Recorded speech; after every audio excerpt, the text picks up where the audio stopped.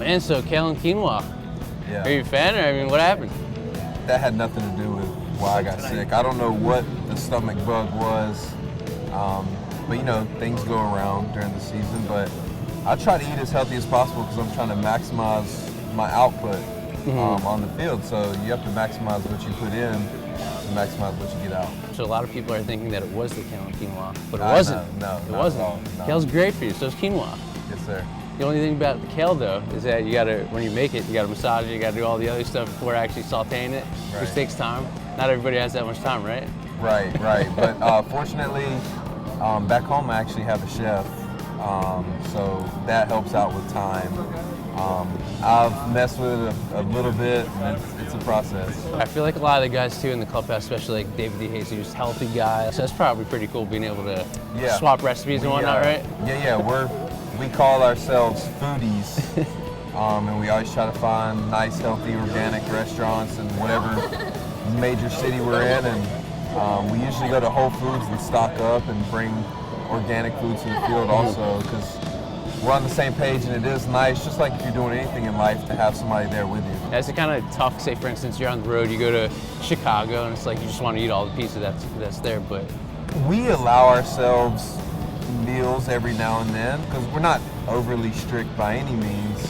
So if we want to treat ourselves some pizza, we'll do that, but you know, the next 3 or 4 days straight, totally clean.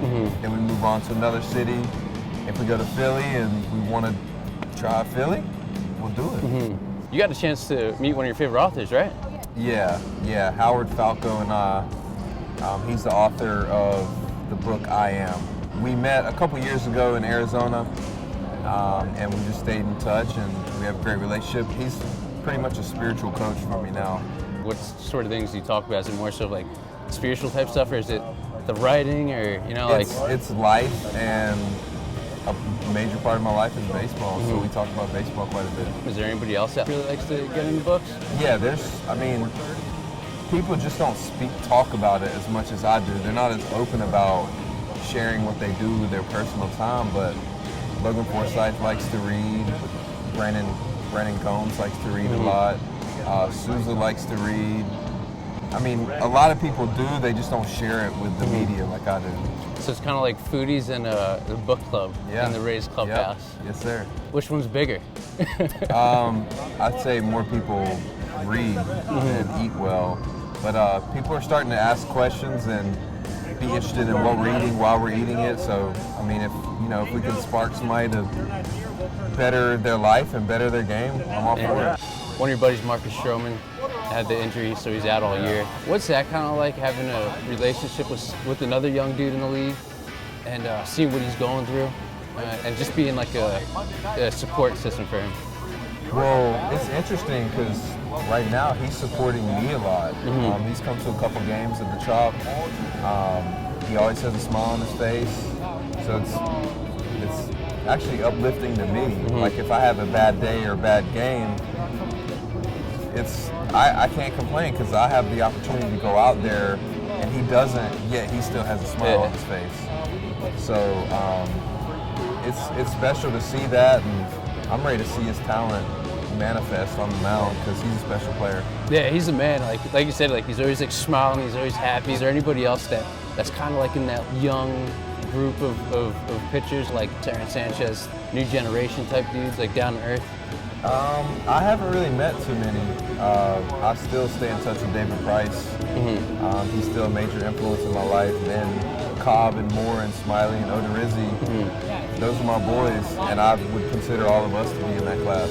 It's interesting that you mentioned Price because now you're in his position, like number one guy in the rotation, and you had a Facebook post not too long ago just about how situations change for people. You know, sometimes when you're going through the minor league system, you're not ranked as a big-time top prospect. Oh, yeah. I mean, you overcome all odds, then you get to this position, and now you're in a similar position to somebody that everybody looked up to. Yeah, you know? I don't really think about it like that. I feel like I have a lot more to prove to be like the guy. I'm trying to go out there and do my job. If people want to call me a leader or if people want to follow me, so be it. But I'm just going to go out there and do my job and be the best teammate that I can everything that I've been trying to do since 2012 whenever I got my first taste of the big leagues. It's kind of crazy seeing guys like Price leave, and obviously Will Myers had left, but still being here and still being part of that plan and that. It's not crazy. I mean, that's how the Rays work. That's how we operate.